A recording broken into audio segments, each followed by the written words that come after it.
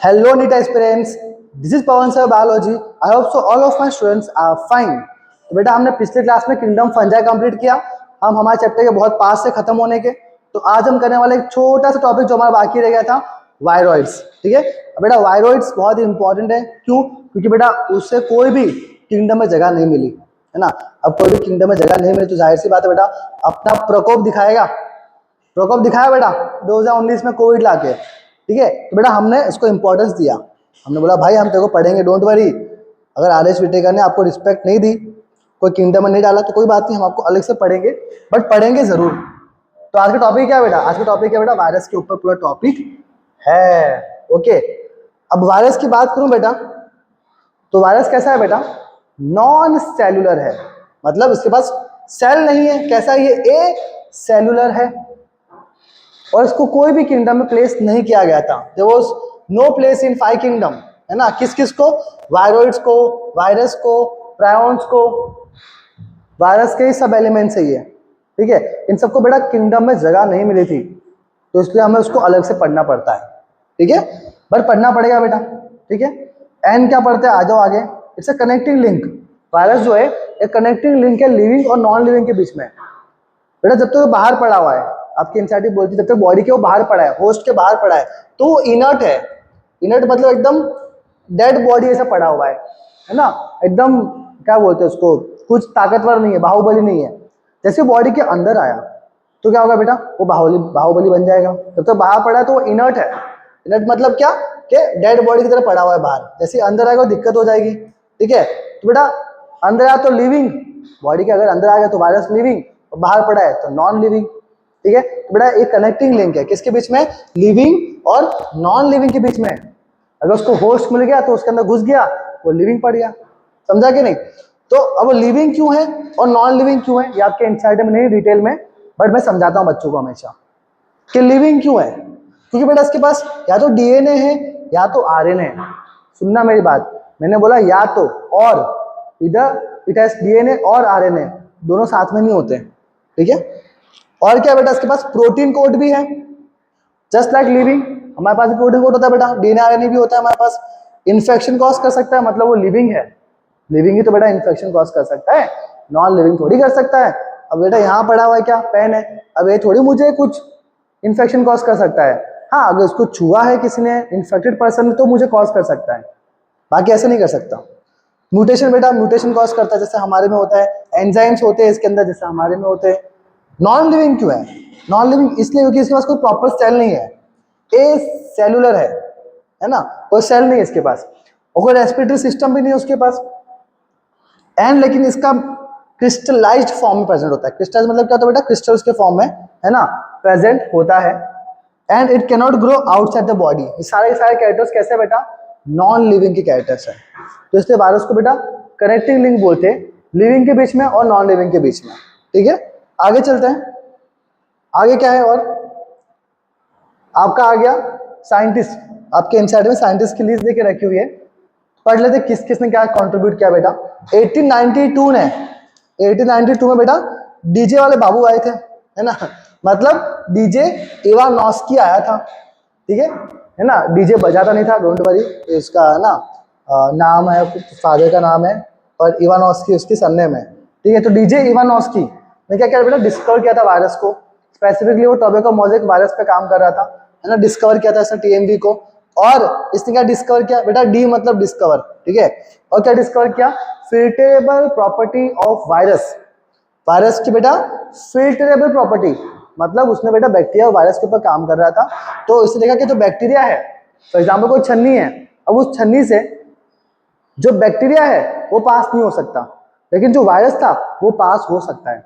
मतलब जो वायरस की साइज है वो बहुत ही छोटी है, बैक्टीरिया से 10-100 टाइम्स छोटी साइज है उसकी। ठीक है, तो ये आपके एनसीईआरटी में लिखा हुआ है। फिल्टरेबल प्रॉपर्टी ऑफ वायरस मतलब वही होता है कि virus can pass through the size जहां बैक्टीरिया उससे पास नहीं कर सकता। ठीक है, तो वायरस पास कर सकता है। ओके, नेक्स्ट चलते हैं 1898 में। 1898 में कौन आया था? आए थे बेटा हमारे बेजनिक। क्या नाम है इसका? बेजनिक। क्या बोला बेटा बेजनिक ने? बेजनिक ने बोल दिया कंटेजियम वाइवम फ्लूइडम। आई सर, ये क्या बोल दिया? समझ नहीं आया, है ना। कंटेजियम बेटा मतलब क्या, कि वो कंटेजियस है, मतलब वो इन्फेक्शन कॉज करने की क्षमता रखता है, ठीक है। और फ्लूइडम मतलब फ्लूइड कंडीशन में है, तो उसको बना लो बेटा, क्या बनेगा, it's a living infectious fluid. अगर कोई टॉपिको प्लांट के ऊपर बेटा अगर आप लिविंग, ये इन्फेक्शन लग गया तो अगर उसका लिक्विड निकालोगे, एक्सट्रैक्ट निकालोगे, उसका जूस निकालोगे और किसी और प्लांट पे डालोगे तो वो भी इन्फेक्ट हो जाएगा, ठीक है। तो उसको बोलते हैं बेटा क्या, लिविंग इन्फेक्शियस फ्लूइड। किसको, कंटेजियम, कंटेजियम वाइवम फ्लूइडम। ऐसा लग रहा है कोई साउथ हीरो का गाना है, ठीक है, कंटेजियम वाइवम फ्लूइडम, ठीक है, क्रिटिकल कंडीशनम। आगे चलते हैं, और क्या है, फिर 1935 में आए थे कौन, WM स्टेनली। WM स्टेनली, इसने क्या बड़ा बड़ा क्रिस्टलाइज्ड वायरस के बारे में, और उन्होंने बात करी थी, है ना, कि क्रिस्टलाइज्ड फॉर्म में प्रेजेंट होता है बेटा वो, है ना, TMV पे काम कर रहा था। TMV मतलब बेटा टोबैको मोज़ेक वायरस। ओके, तो 3 scientific contribution according to NCERT मैंने आपको दे दी है। आगे क्या है बेटा, स्ट्रक्चर ऑफ वायरस, ये इंपॉर्टेंट है। स्ट्रक्चर ऑफ वायरस जो है बेटा वो न्यूक्लियो प्रोटीन से बनता है, इसके नाम में सब छुपा हुआ है। व्हाट इज न्यूक्लियो, न्यूक्लियो मतलब न्यूक्लिक एसिड, और प्रोटीन मतलब प्रोटीन से बना हुआ है। सो न्यूक्लियो प्रोटीन से बनता है बेटा वायरस का स्ट्रक्चर। और क्या पता है हमको बेटा, और क्या होता है, अभी बताया मैंने आपको, प्रोटीन से बनता है और न्यूक्लिक एसिड से बनता है। वायरस का जो मैक्सिमम पोर्शन है उसके स्ट्रक्चर में वो प्रोटीन कंट्रीब्यूट करता है। प्रोटीन कोट बनता है बेटा, 95% क्या होता है उसकी बॉडी में, प्रोटीन है। मतलब मैं कह सकता हूं कि उसको, उसका पूरा बदन ढकने वाला, है ना, उसके ऊपर कपड़े पहनाने वाला, कपड़े क्या है उसके, प्रोटीन कोट ही है, ठीक है। मैक्सिमम क्या है इसके पास बेटा, 95% प्रोटीन कोट है। ओनली 5% क्या है, न्यूक्लिक एसिड। सबसे कम क्या है इसके पास बेटा, न्यूक्लिक एसिड। सबसे ज्यादा क्या है बेटा उसके पास, प्रोटीन कोट 95%, ठीक है। अब जो प्रोटीन कोट होते हैं बेटा, देखो यहाँ पे क्या होता है, कैसे बनता है, बहुत सारे कैप्सोमियर्स होते हैं बेटा, जो कि एक सब यूनिट है। बहुत सारे कैप्सोमियर इकट्ठे होते हैं और क्या बनता है, कैप्सिड बनता है। बहुत सारे कैप्सोमियर्स, मुझे आगे दिखाऊंगा अभी आपको कैप्सोमियर्स कैसे दिखते हैं। बहुत सारे कैप्सोमियर बेटा, सब यूनिट बेटा बहुत सारे इकट्ठे होंगे और क्या बनाते हैं, कैप्सिड बनाते हैं। तो अगर तो जो कैप्सोमियर है उसका अगर स्ट्रक्चर हेलिकल है, अगर उसका स्ट्रक्चर ऐसे ऐसे है हेलिकल, तो मैं क्या बोलूंगा, वो क्या है, TMV, टोबैको मोज़ेक वायरस। अगर कैप्सोमियर का स्ट्रक्चर पॉलीहेड्रल है या पॉलीगोनल है तो मैं बोलूंगा कि वो क्या बनाता है, बैक्टीरियोफेज। अगर हेलिकल है तो TMV, अगर पॉलीगोनल या पॉलीहेड्रल है तो बोलूंगा आपको बैक्टीरियोफेज, है ना, bacteriophage which can infect the bacteria, नाम से पता चल रहा है बैक्टीरियो। फिर बेटा से पास क्या, न्यूक्लिक एसिड 5% बताया मैंने अभी आपको। इधर DNA और RNA, पहले ही बोल दिया मैंने आपको, इधर DNA और RNA, इन दोनों में से कोई एक ही चीज होगी। तो virus can never have both DNA और RNA, कभी दोनों उसके साथ नहीं होता। DNA या तो DNA होगा या तो RNA होगा, कभी दोनों एक साथ नहीं मिलेगी बेटा, ठीक है, डन। तो ये हो गया आपकी बातें स्ट्रक्चर ऑफ वायरस के लिए। IMP कोई भी क्वेश्चन बन सकता है बेटा। ये स्ट्रक्चर बता रहा था मैं आपको, ये रहा TMV, ये है बेटा TMV, टोबैको मोज़ेक वायरस, जो आपके NCERT का डायग्राम है, ठीक है। देखो बेटा क्या है, इतने सारे जो स्ट्रक्चर दिख रहे हैं आपको, क्या है ना, ये सब क्या है बेटा, ये कैप्सोमियर्स होते हैं। क्या होते हैं, कैप्सोमियर्स। ये आपके NCERT में बेटा लिख लेना अलग से। बहुत सारे कैप्सोमियर्स क्या बनाते हैं बेटा, कैप्सिड बनाते हैं। तो ये पूरा क्या स्ट्रक्चर हो गया, एक कैप्सिड का स्ट्रक्चर हो गया। और मुझे क्या दिख रहा है सर, और मुझे दिख रहा है कि यहाँ पे RNA है ना, कैसा है, सिंगल स्ट्रैंडेड RNA बेटा, तो शेप कैसा बेटा इसका, हेलिकली। तो कैप्सोमियर है वो कैसे स्ट्रक्चर बना रहा है बेटा, हेलिकली, है ना। तो ये भी आप लिख सकते हो, कैप्सोमियर जो होते हैं बेटा हेलिकली स्ट्रक्चर बनाते हैं, ठीक है। और मैंने बताया था आपको कि सिंगल स्ट्रैंडेड RNA किसका स्ट्रक्चर है बेटा, ये TMV का, है ना, टोबैको मोज़ेक वायरस। फिर यहाँ पे आ जाओ, ये क्या दिख रहा है आपको, ये मस्त आपको दिख रहा है, दैट इज द बैक्टीरियोफेज। क्या है इसके पास, मस्त हेड है ना, कैसा है, पॉलीगोनल, है ना। कैप्सोमियर अगर पॉलीगोनल स्ट्रक्चर बनाए तो क्या बनता है, बैक्टीरियोफेज बनता है। और क्या पता है आपको, यहाँ पे कॉलर है इसके पास, जैसे मेरे पास कॉलर है, इसके पास भी कॉलर है, हमेशा ऊपर रख के चलता है, ठीक है, कॉलर है। और ये क्या है, बहुत सारी शीट है इसके पास, शीथ है। और ये क्या दिख रहा है आपको, बहुत सारे इसके पास टेल फाइबर्स है, टेल है, उनको टेल फाइबर्स कहते हैं। ठीक है, तो क्या करता है बेटा, ये ना जैसे बैक्टीरिया के ऊपर बैठ जाएगा, फॉर एग्जाम्पल ये बैक्टीरिया है, ठीक है, फॉर एग्जाम्पल ये नीचे बैक्टीरिया है, ठीक है, इसके ऊपर थोड़ा बड़ा बनाता हूँ, फॉर एग्जाम्पल इतना बड़ा बैक्टीरिया है, तो क्या करता है बेटा, ये ऊपर टेल फाइबर से उसके ऊपर बैठ जाएगा और यहाँ से प्रेशर लगाएगा, प्रेशर, तो यहाँ से पुचुक करके इसके अंदर डीएनए पड़ा होगा बेटा, डबल स्टैंडर्ड डीएनए होता है, डबल स्टैंडर्ड डीएनए होता है। जबकि यहाँ क्या बताया मैंने, यहाँ होता है सिंगल स्टैंडर्ड आरएनए। ये सब बेटा आपको डायग्राम में इंफॉर्मेशन भर लेनी है, ठीक है, ऐसे कोई आपको इंफॉर्मेशन डायग्राम में भर लेने की, ताकि आपको जब डायग्राम पढ़ो तो सब चीजें दिमाग में आपके आए। तो बैक्टीरियोफेज जो होता है बेटा कैसा होता है, डबल स्टैंडर्ड डीएनए का होता है, ठीक है। और जब यहाँ बैक्टीरिया के ऊपर जैसे वो बैठ गया, इन्फेक्ट किया, तो यहाँ से क्या करता है बेटा, सब पुचुक करके, है ना, ऐसा प्रेशर लगाता है और यहाँ का जो डीएनए बेटा वो सारा बैक्टीरिया के अंदर आ जाता है और अपने आप को फिर अंदर डिवाइड करने लगता है बेटा, ट्रांसलेशन होता रहता है अंदर, और बहुत सारे अंदर वायरस फैल जाते हैं। बैक्टीरिया के अंदर बहुत सारे बैक्टीरियोफेज ऐसे मल्टीप्लाई करते हैं ना, जैसे पिचकारी कैसी होती है ना, पिचकारी क्या करते हो आप, ऐसे करते हो, फिर पिचुक किया तो जो हेड होता है वो थोड़ी जाता है बाहर, पानी गया ना बाहर, तो पानी गया वो क्या था, जो पानी गया बेटा वो था डबल स्टैंडर्ड डीएनए, ठीक है। तो ऐसा हेड भी इसका ऐसा होता है, पुचुक करके अंदर ऐसा प्रेशर देगा और अपना डीएनए अंदर डाल देगा, इसके अंदर इन्फेक्ट करेगा यहाँ से, ठीक है। ये टेल फाइबर ऊपर इसके बैक्टीरिया के ऊपर से पकड़ने के लिए होती है। डन। तो ये सारी बातें बेटा आपको डिटेल में लिख लेनी है, तो लेक्चर को वापस पीछे रिवाइंड करना और जो मैंने एक्स्ट्रा चीजें लिखी थी वो आप लिख लेना, ठीक है। आगे चलते हैं, ये दो एग्जाम्पल है आपके पास। अब टाइप्स ऑफ डीएनए की बात करते हैं कि कैसे कैसे डीएनए होते हैं, कौन कौन से वायरस के पास। बेटा आपको याद रखना है, जो प्लांट वायरस था, अब जो मैंने टीएमवी दिखाया था, टीएमवी टोबैकोमोनासिस वायरस, वो प्लांट वायरस था, वहां देखा था हमने बेटा, है ना, वहां क्या था बेटा, सिंगल स्टैंडर्ड आरएनए था, है ना, लाल लाल कलर का क्या था, सिंगल स्टैंडर्ड आरएनए। तो बेटा प्लांट वायरस के पास कैसा होता है, सिंगल स्टैंडर्ड आरएनए होता है। और जो हमारा बैक्टीरियोफेज था, अभी जो मैंने आपको बताया था, है ना, उसके पास कैसे होते हैं, डबल स्टैंडर्ड डीएनए। ये दो तो आपको पता है, अभी से बताया मैंने, अभी आप ये दो तो आपको ऑलरेडी पता ही है कि प्लांट वायरस के पास होता है सिंगल स्टैंडर्ड आरएनए और बैक्टीरियोफेज के पास होता है डबल स्टैंडर्ड डीएनए। अब एनिमल्स के पास क्या क्या होता है, देखो, जो एनिमल वायरस है, क्योंकि एनिमल में कॉज करते हैं बेटा, ठीक है, उसे एनिमल वायरस बोलेंगे। उनके पास क्या है बेटा, उनके पास सिंगल स्टैंडर्ड डीएनए को छोड़ के सब है। इसके पास सिंगल स्टैंड आरएनए भी है, डबल स्टैंडर्ड आरएनए भी है और डबल स्टैंडर्ड डीएनए भी है, मतलब सिंगल स्टैंडर्ड डीएनए नहीं है, उसको छोड़ के बाकी सब इसके पास प्रेजेंट है ना, सारे स्टैंड के प्रेजेंट है इसके पास।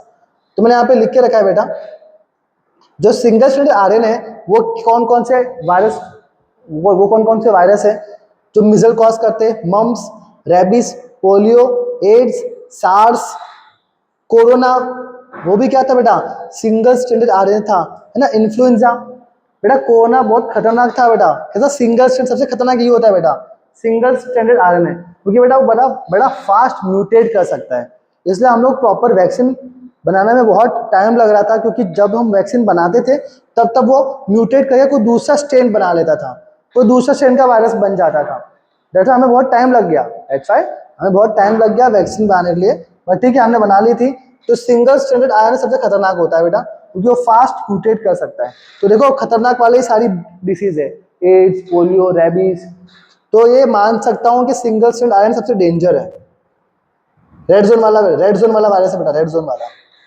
फिर डबल स्टैंडर्ड डीएनए कैसा है बेटा, उससे हर्पीज कॉज होता है, स्मॉल पॉक्स, चिकन पॉक्स, ठीक है, तो ये सारी बातें हैं। बाकी जो मेन था वो सिंगल स्टैंडर्ड आरएनए की बात थी, ठीक है। तो ये सारे इंपॉर्टेंट चीजें हैं जो कि आप याद रखोगे, इजी। Let's move ahead. और क्या बता बेटा आपको, there are symptoms of viral disease in plants. अब बेटा प्लांट्स में अगर वायरस कॉज कर गया, फॉर एग्जाम्पल टीएमवी है, टोबैकोमोनासिस वायरस, अगर उसने प्लांट में इन्फेक्ट कर दिया, तो बेटा प्लांट में कौन कौन से सिम्टम्स होते हैं, ये आपके एनसीईआरटी में है तो इसे पढ़ना पड़ेगा। स्टंटेड ग्रोथ, स्टंटेड ग्रोथ मतलब क्या होता है, ग्रोथ रुक जाती है, उसे बोलते हैं स्टंटेड ग्रोथ। ड्वार्फनेस मतलब वही छोटा हो जाएगा प्लांट, बढ़ेगा नहीं। मोजेक फॉर्मेशन होगा, मतलब धब्बे लग जाएंगे ऊपर, स्पॉट्स लग जाएंगे ऊपर। लीफ रोल हो जाएगी, लीफ कर्लिंग हो जाएगी, है ना, मतलब प्लांट की ऐसी की तैसी हो रही है। वेन क्लियरिंग हो जाएगी, वेन के ऊपर कलरेशन चला जाएगा, क्लोरोफिल चला जाएगा। और क्लोरियोसिस हो जाएगा। What is chlorosis? बेटा क्लोरियोसिस का मतलब होता है लॉस ऑफ क्लोरोफिल। क्लोरोफिल का अगर खत्म हो गया उसे बोलते हैं क्लोरियोसिस। फिर नेक्रोसिस। नेक्रोसिस क्या होता है बेटा? जब टिश्यू डेथ हो, टिश्यू में डेथ हो जाए उसे आप बोलते हो नेक्रोसिस। डन। तो ये हो गए symptoms of viral disease in plants. तो अब सब वायरल कंपोनेंट बच गया जो आपके एनसीईआरटी में देखे रखा है, वायरॉइड्स और प्रायोन्स। तो बेटा चलो पढ़ लेते हैं what is viroids. So viroids क्या है? तो दोनों बेटा वायरॉइड्स और प्रायोन्स तीन ही चीज पढ़नी है बेटा। वायरस तो हमने पढ़ लिया, वायरॉइड्स जो कि उसका ही पार्ट है, और प्रायोन्स जो भी उसका ही पार्ट है। तो मतलब ये क्या है? सब वायरल एजेंट्स है। ठीक है, पार्ट तो नहीं बोलूंगा, मतलब जिससे डिफरेंट थोड़ा अलग है, टाइप है, अलग टाइप है थोड़ा सा। बेटा वायरॉइड्स की बात करूं तो किसने डिस्कवर किया था? टी.ओ. डाइनर। डेटा एनसीईआरटी का भूल नहीं सकते, 1971 में टी.ओ. डाइनर। ठीक है, मैं वायरस को बोल सकता हूं बेटा कि ये कैसा है? नेकेड, नेकेड वायरस है ये। क्या है ये? नेकेड वायरस, नंगू पंगू वायरस। क्यों? क्योंकि मैंने अभी आपको बताया कि वायरस का जो मैक्सिमम पार्ट होता है, जिससे कपड़े हैं, वो क्या है? प्रोटीन कोट है। तो 95% बेटा प्रोटीन से ही बनता है, इसमें प्रोटीन कोट ही नहीं होता। वायरस में प्रोटीन कोट ही नहीं होता, तो जाहिर सी बात है मतलब ये कैसा है? नेकेड वायरस, क्योंकि उसमें प्रोटीन कोट ही नहीं है। तो क्या है उसमें? उसमें बेटा खाली फ्री आरएनए पार्टिकल प्रेजेंट है खाली, है ना। तो इसमें प्रोटीन कोट नहीं था। तो मैक्सिमम चीज से जो बना था वायरस, इसमें वो है ही नहीं, इसलिए उसको नेकेड वायरस बोला मैंने। ओके, अगर बेटा प्रोटीन ही नहीं है, इतना बड़ा पार्ट जो 95% पार्ट ही नहीं है, तो जाहिर सी बात है उसका जो मॉलिक्यूलर वेट होगा वो कैसा होगा? ज्यादा होगा कि कम होगा? भाई मॉलिक्यूलर वेट क्या होता है? मॉलिक्यूल का वेट, वायरॉइड के मॉलिक्यूल का वेट। अब जाहिर सी बात है, सर आपने बोला कि 95% प्रोटीन से बन रहा था, अब प्रोटीन ही नहीं है तो सिर्फ आरएनए ही है, तो ऑब्वियसली बात है मॉलिक्यूलर वेट कैसा होगा उसका? Low molecular weight.